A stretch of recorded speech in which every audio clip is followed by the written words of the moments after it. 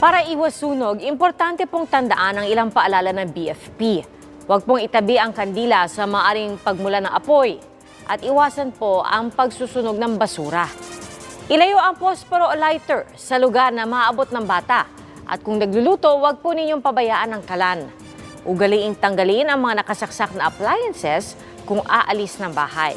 At iwasan din ang pag-overload o pagsabay-sabaying nakasaksak ang maraming appliances sa iisang outlet.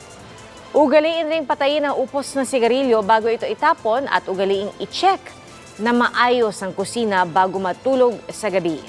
Ayon sa BFP, simula January 1 ngayong taon, hanggang ngayong araw, mahigit 1,000 na ang insidente ng sunog na sumiklab sa buong bansa.